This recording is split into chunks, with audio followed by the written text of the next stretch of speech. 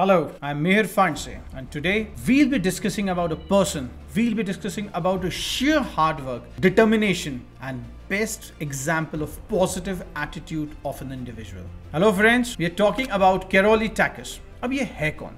ये पर्सन एक ऐसा एग्जाम्पल है जब हर चीज आपके खिलाफ चले जाए उसके बाद भी हम किस तरीके से लाइफ में बाउंस बैक कर सकते हैं जो भी लिमिटेड रिसोर्सेज हैं उसके साथ। इट इज ऑफन सेड, आप जिंदगी में 100 बार गिरिए लेकिन 101 बार उठ के खड़े होइए, यू विल सक्सीड। ये कहानी की शुरुआत होती है 1936 में। उस टाइम पर ओलंपिक्स में he wanted to take part, लेकिन Karoly Takacs could not take part in Olympic because उस टाइम पर he was a sergeant in Hungarian army और वहां पर सिर्फ ऑफिसर्स पार्ट ले सकते थे।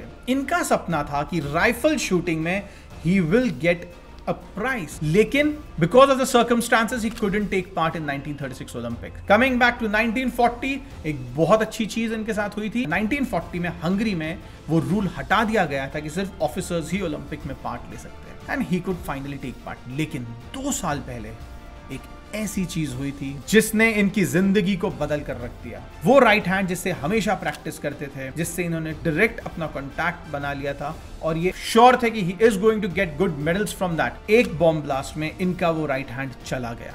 Everything was shattered. Can you believe it? एक राइफल शूटर जो राइट हैंड से जिंदगी भर प्रैक्टिस करता था, जिसको ओलंपिक मेडल जीतने का सपना था, वो हाथ चले गया। लेकिन स्टिल जब 1940 में क्वालिफिकेशन का राउंड आया, he went there, everyone was astonished। सबने देखा कि इनका हैंड तो है ही नहीं, क्योंकि तब तक बहुत लोगों को नहीं पता था। लेकिन इन्होंने कंटिन्यूअस 1 से 2 साल तक प्रैक्टिस करी थी अपने लेफ्ट हैंड से। And Keroli took part over there with his left hand और लेफ्ट हैंड से ही क्वालिफाइड। लेकिन इनका सपना वहां पर नहीं रुका, इनको ओलंपिक में पार्ट लेना था। उसके बाद 1940 1944 ओलंपिक नहीं हो पाया because of world war 2। Then came 1948 London Olympic. He went over there, he took part. Can you believe it? with the help of his left hand he won a gold medal। That's an inspirational story। एक बहुत ही amusing चीज हुई थी उस time पर इनके साथ। उस टाइम के वर्ल्ड चैंपियन कार्लोस वेलेंती करके अर्जेंटीना के हुआ करते थे, जो कि इनसे यंग भी थे, इनसे स्ट्रांग भी थे, और वो उसी हाथ से शूट करते थे जिससे उन्होंने बचपन से प्रैक्टिस करी थी। जब इन्होंने उन्हें हराया तो he said, what are you doing over here? तुम यहाँ क्यों आए हो? Keroli simply said, I am here to see how world records are made। And that man laughed and went ahead। 4 years later again Helsinki में Olympics हुए और यहां पर फिर इन्होंने अर्जेंटीना के वेलेंटी को हरा दिया and again he won a gold medal.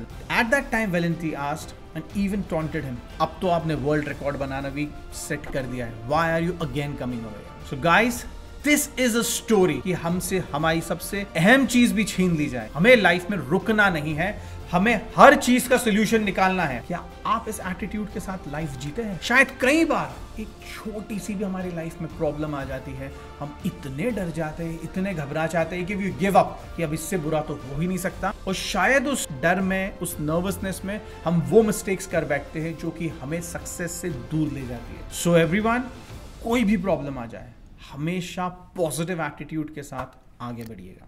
Thank you very much.